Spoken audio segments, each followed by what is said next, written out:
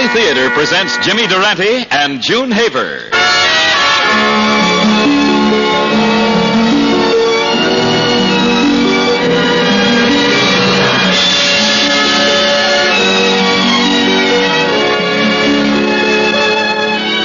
Hollywood, the Mutual Network, in cooperation with Family Theater, presents June Haver and Jimmy Durante in Rhapsody in Bop.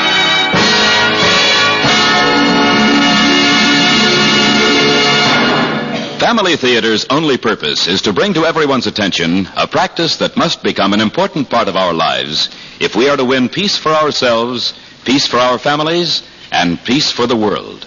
Family Theater urges you to pray. Pray together as a family. And now to our drama, starring Jimmy Durante as Jimmy and June Haver as Sally in Rhapsody in Bop.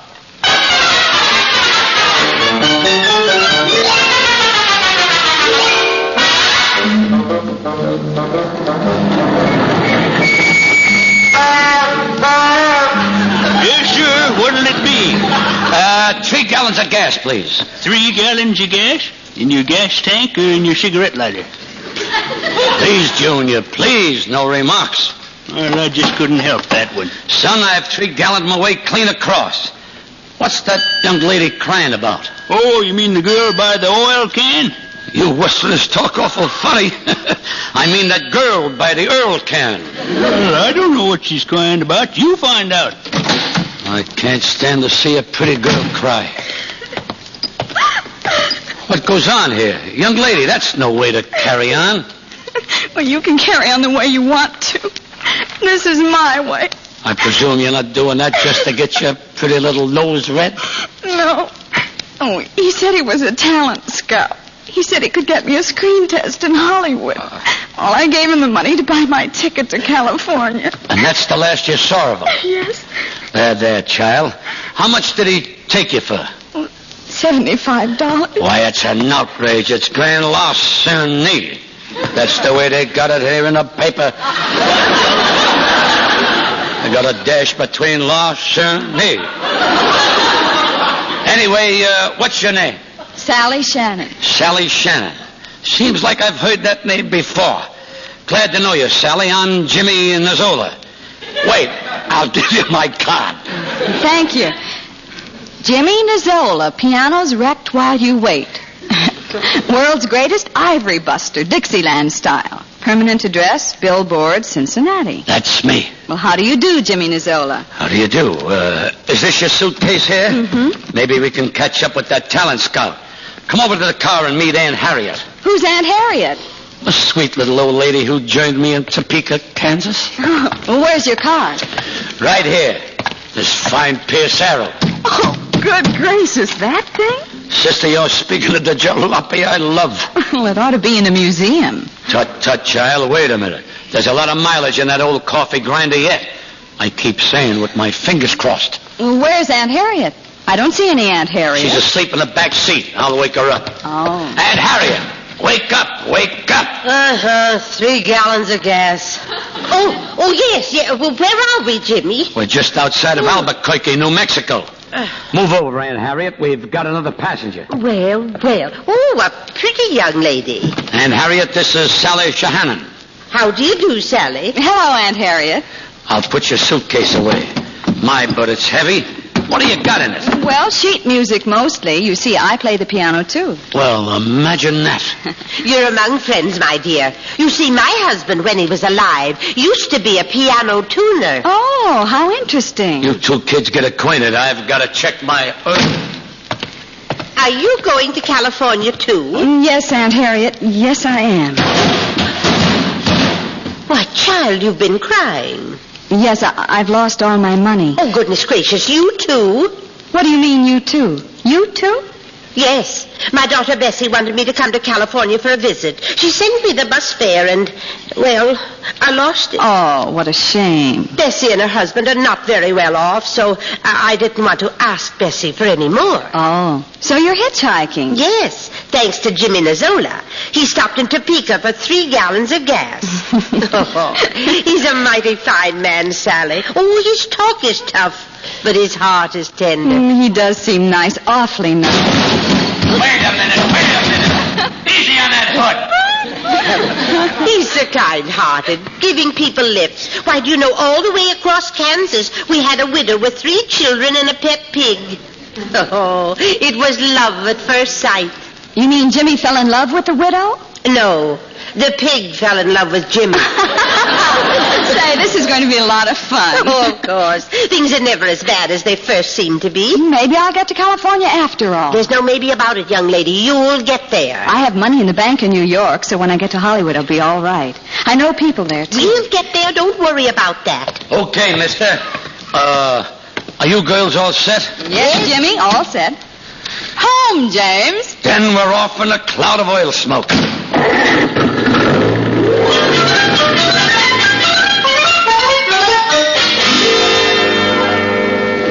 Sally, what did that fellow look like, that phony talent scout? The man who stole my money? Well, he said his name was... Never mind his name, he can change that. What did he look like? Oh, he was tall and had red hair, wore a loud, flashy sport coat. Tall, red-headed, and a loud sport coat. Mm-hmm. I'll watch out for him. Well, suppose you find him. What'll you do? I'll make him cough up your dough. In my younger days, I was the champion fighter, a pedal to school, 29. Well, what if he has a gun? I was also the champion runner. You know, Sally, outside of my husband, rest his soul, who was always gentle and patient, I don't think I've ever known a kinder man than Jimmy here. You're absolutely right, Aunt Harriet. Jimmy is just a darling, always helping others. Oh, wait a minute, kids. You make me blush clean to the end of my nose, and that weakens me. It takes too much blood out of my system. You know, I don't deserve any credit. Oh, that's what you think. Well, I was brought up on the east side, and there was 6 of us kids. My dad was a day laborer. My mom washed and ironed and cooked and mended and scrubbed. But she kept our family together. I knew you had a wonderful mother. She made us share things with each other.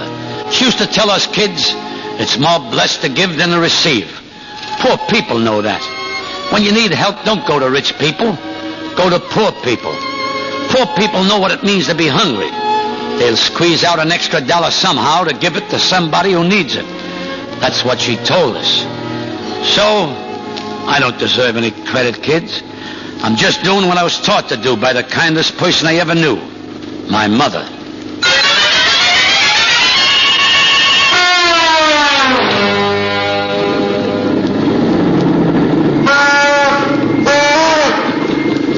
Oh, yes, sir. What can I do for you? 3 gallons of gas. 3 gallons? 3 gallons. What's the matter? Ain't you got that much? Oh, yes, sir. You bet. Jimmy, we're going in for a cup of coffee now. Okay, Sally, but go easy on the eats. We will, Jimmy. Don't go off without us. Not a chance. I'll be with you kids in just a minute. 3 gallons exactly. Yes, the first Pierce Arrow I've seen in a long time. You've got quite an antique there. Don't belittle my fine car, my fine befeathered friend. I'll have you know that they don't make cars like this anymore. No, they don't, sir. Oh, that was a fine car in its day. Some of the modern cars are pretty nifty, too.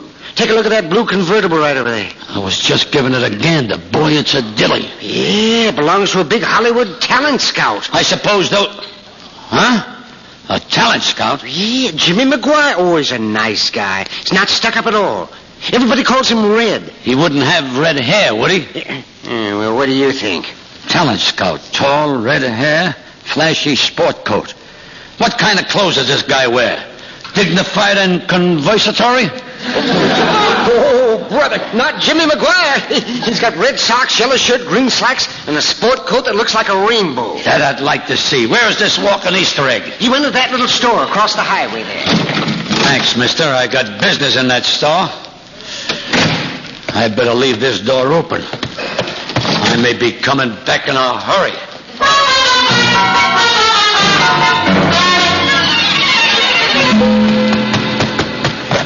Jump in, kids, quick. We gotta scram out of here. Jimmy, what on earth? Sally, Aunt Harriet, pile in. I'll tell you later. Well, quit pushing me. I'm getting in.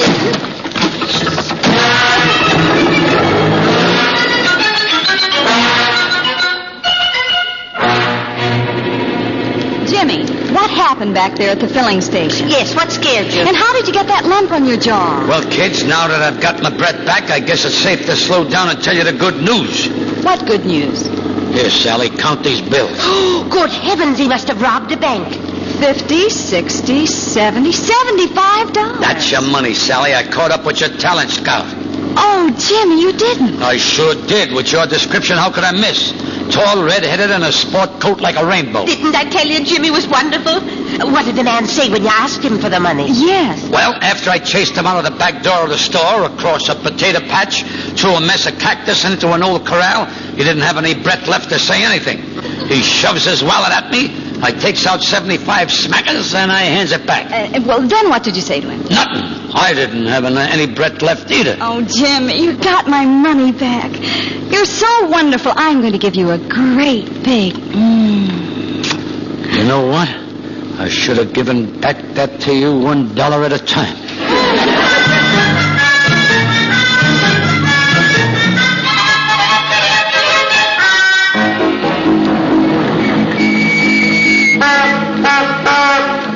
This one is on me, Jimmy. I'm rich now. Serviceman, Yes, ma'am. 3 gallons of gas, Yes, please. ma'am. Thanks, Sally. You're a Oh, pal. I owe you a lot more than that, Jimmy.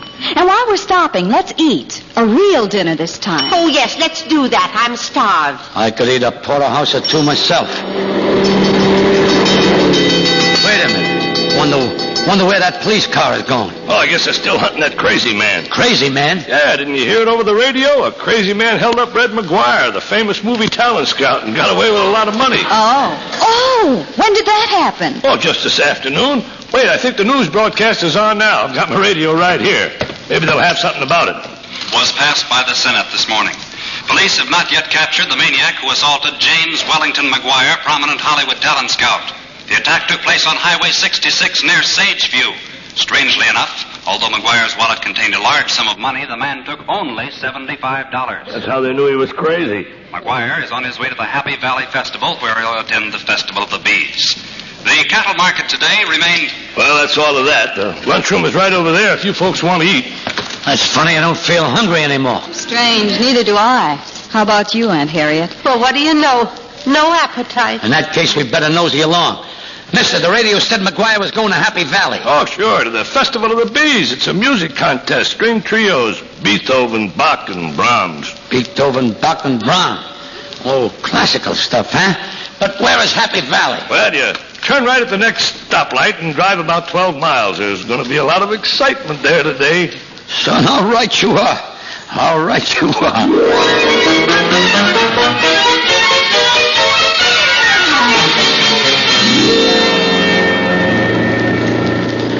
Well, kids, I think this is Happy Valley. Yes, I'm pretty sure this is it, Jimmy. Now what do we do? First, we got to find the Festival of the Bees. I'll stay in the car while you and Aunt Harriet hunt up McGuire. Tell him the whole story and give him back his $75. They say he's a nice man, and I'm sure he'll understand. Oh, I hope so. Well, just in case he's still hot under the collar, we'll keep the motor running. In case. Look, this must be the place here, this big auditorium. We'll park here and find out. I'll ask that girl. Oh, young lady, is this Happy Valley? Yes, this is Happy Valley. This must be where I came in. Is this the Festival of the Bees? Yes, sir. This is it. You don't seem to be very happy about it. Well, would you be happy if you lost your chance to play in the festival? No, not in the festival. But tell me, what is this festival? Well, they're having a contest in there for the best string trio in this county. And the Happy Valley Trio can't play. How do you know? Because I'm in it. I'm Winnie Jackson, the violinist. I'm here. Our cellist is here. But our pianist, he's got the measles. Gee, that's tough. Oh, the contest is going on right now. And when it comes time for Happy Valley to play, we can't go on. No pianist. Winnie, by a strange coincidence, I happen to be a piano player. Now, Jimmy, don't get into anything. We may have to leave town. Remember? Mister, you're a pianist? Can you play Beethoven, Brahms, and Bach? Winnie, Jimmy, and Zola can play anything with notes on it. Oh, that's wonderful. Come on backstage. I hope we're not too late. Jimmy, where are you going? I'm going to man the keyboard in the Battle of the Bees. You go hunt up McGuire, kids. I'll be back later. Oh, dear. That man will get himself in trouble yet. Not if we can help it. Come on, Aunt Harriet. We've got to see Mr. McGuire before Jimmy walks out on that stage.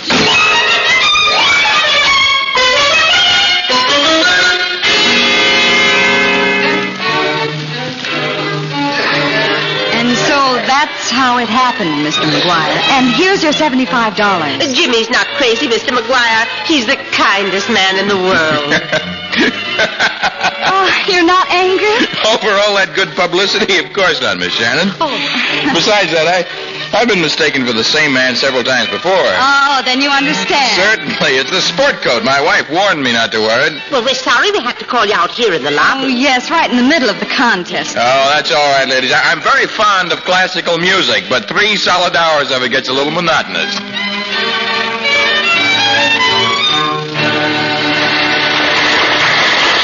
That was the Rockville String Trio. I believe Happy Valley is next.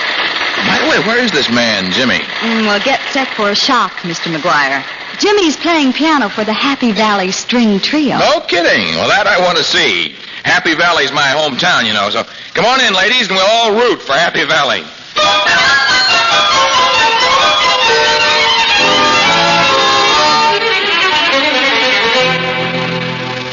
Ladies and gentlemen, the final string trio to perform in this great festival of the bees, Beethoven, Bach, and Brahms, is our trio from Happy Valley. The violin, Winifred Jackson. Cello, Howard Carberry. And piano, James Nazola. They will play for their first number that lovely selection from Beethoven entitled Minuet in G.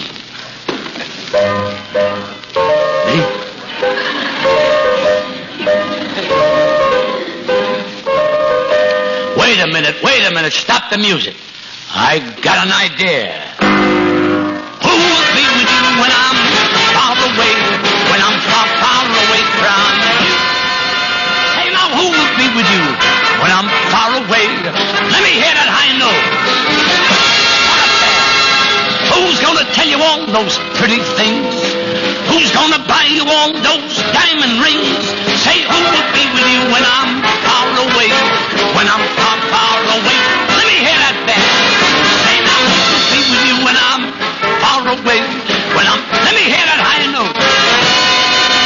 Say, now, who will be with you when I'm far away? When I'm far, far away from you? You know, I went to the circus last week, and while I was there, I saw an elephant looking down at a little mouse. And the elephant was saying to the mouse, look at the size of me and look at the size of you. Why, you're nothing but a wretched, insignificant little shrimp. The little mouse looked up at the elephant and said, listen, I've been sick. Who will be with you when I'm far away?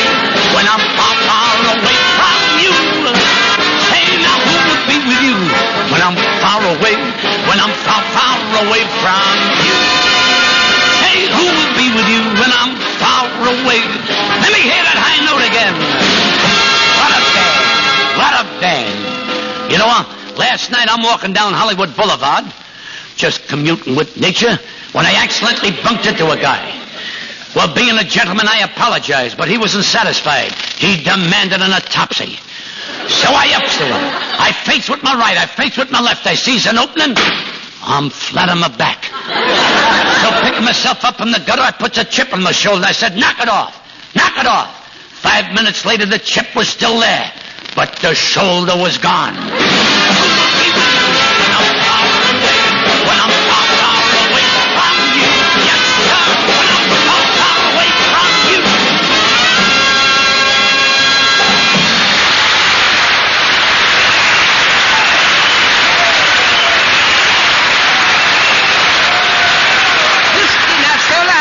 Mr. Nazola, how could you do such a thing? How could you dare desecrate a great musical masterpiece? What's the matter, Junior? Did we miss a note somewhere? Oh, you syncopated wretch, you. You've ruined Happy Valley's chance of winning the festival. The audience didn't seem to think so. Did you hear the hand we got? This is the festival of the bees, Mr. Nazola. Tell me, please, which one of the bees was that? That was all three of the bees. Bob, Boogie, and Basin Street. Jimmy, what's the matter? You're supposed to play 2 numbers. I know, but this gentleman don't like our interpretation. Oh, we'll never live this down. I refuse to let Mr. Nazola go out on that stage to assassinate another classic. Just a minute, Cedric. Oh, Mr. McGuire, I'm so sorry. I don't apologize, Cedric. That last number was sensational, but if it's classical music you want, let this young lady play, huh? You mean Sally? Yes, Aunt Harriet tells me that Miss Shannon specializes in classical music. Shannon? Are you Sally the concert pianist? Yes, I'm Sally Shannon. You mean she's famous? Oh, certainly she's famous. 7 concerts last season with the Pennsylvania Symphony Orchestra. No. Yes. Miss Shannon, the Happy Valley Trio would consider it a great honor to have you play the next selection with them. Well, I'll be glad to. Okay, it's a deal, and I'll introduce this little lady myself. Come on, Sally. I'm with you, Jimmy. Ladies and people, your attention, please. That first number we did was just a wee tiny bit modernized.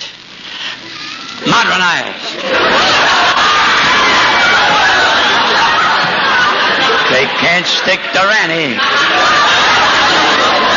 But the second selection will be strictly square.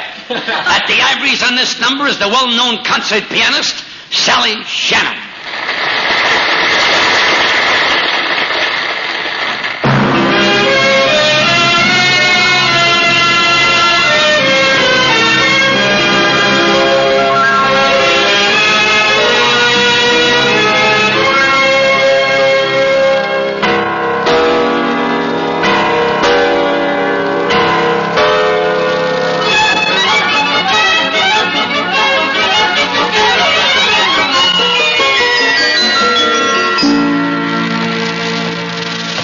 Get in, kids. This old Pierce Arrow will have to be rolling along. All right, Jimmy. I'm so glad we helped Happy Valley win the contest. We didn't win it, Sally. You won it. You both helped to win it, and you are both wonderful. Oh, thank you, Aunt Harriet. You were in the act, too. Without your encouragement, we never could have done it. That's right, Aunt Harriet. Till I turn the page. Aunt Harriet, you gave McGuire... What did I do? I'd like to take that again. Oh. You gave McGuire back the 75 franc skins. Yes, and everything is all right now. Yeah, that means we're broke again. Oh, no, Jimmy, we're not broke.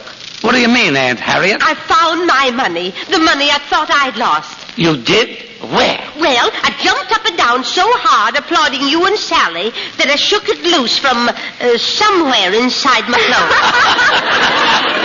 Now I'm the rich one, and from now on, everything is on me. Aunt Harriet, you found the frog skins, huh? Am I a lucky guy to have friends like you and Sally? Well, goodbye, Happy Valley. Hey, wait, hold on a minute. Oh, Jimmy, stop. It's Mr. McGuire. Maybe he wants to pop me one. Well, okay. You folks not leaving, are you? Oh, yes, Mr. McGuire. We're heading for California. Mr. Mack, I'm sorry I chased you through that titter patch. Think nothing of it, Jimmy. To show you there are no hard feelings here, I want to give you this sport coat that caused all the trouble. Oh, for me? Gee, thanks. You were sensational this afternoon. You and Sally both. I have a little contract here. I want you to sign it. Mr. McGuire, was my piano pounding that good? No, Jimmy, this contract isn't for your piano playing. Oh, of course not. It's for Sally Natch. Here, Sally. Oh, I'm so excited. Who has a pen? No, Sally, this contract isn't for you either. Oh, my stars alive. You don't mean it's for me. Oh, Aunt Harriet, it's for Jimmy's Pierce Arrow. Oh. Yes, this is just the car I want for a scene in one of our pictures. Now, here's $100 advance rental, Jimmy, and sign right here. A century note. Quick, give me that pen. Here you are. Thank you. Oh. Now, I want all of you to look me up when you get to California, and I'll see that you get a screen test, Sally. So long, folks. A screen test, Sally. So long, McGuire. Well, what do you know? Now, laugh at my Pierce Arrow. I take it all back, Jimmy. It's wonderful, too. Oh, Sally. Yes, Jimmy? Give me the high sign when you see a filling station. We'll need another 3 gallons of gas.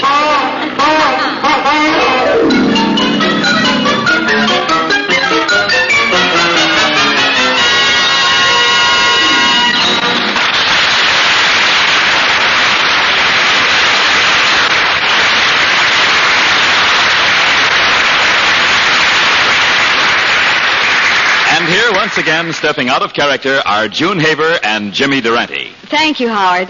Jimmy, it's been lots of fun being on the show with you tonight. Thanks, Junie. You know, I enjoyed being with you and being on the Family Theater because I think it's a wonderful idea getting together with your loved ones every day and praying together as a family. Would it embarrass you, Jimmy, if I asked the question? Well, Junie, that all depends. Well, this is about prayer. What do you think is the best way to pray, Jimmy? Do you whisper it or talk right out or just sort of think it? Well, I would say you can pray all 3 ways, June. But I like to speak right up and say, thanks, dear Lord, for giving me a wonderful life and wonderful friends. And thanks for all the blessings you've given me. That's a nice way to put it, Jimmy. That's what I like about Family Theater, June. It reminds us every week how important prayer is. And in particular, how important praying together as a family can be. That's the way I feel, too. And I think everybody listening in will agree with that, Jimmy. Junie, to all the Family Theater audience, I want to say thanks. And I want to finish with that one line by which the program has become so well known. The family that prays together stays together. More things are wrought by prayer than this world dreams of.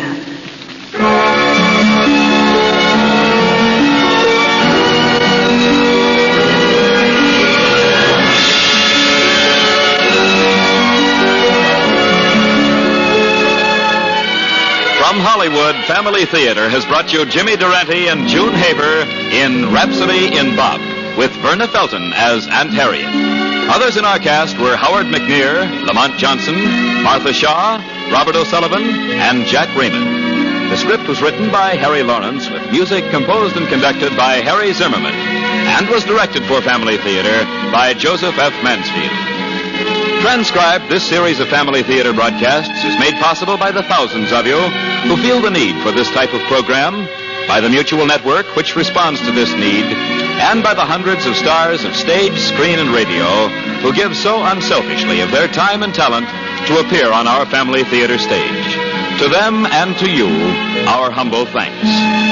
This is Howard Culver expressing the wish of Family Theater that the blessing of God may be upon you and your home, and inviting you to join us next week at this same time when Family Theater will present Join Us, won't you?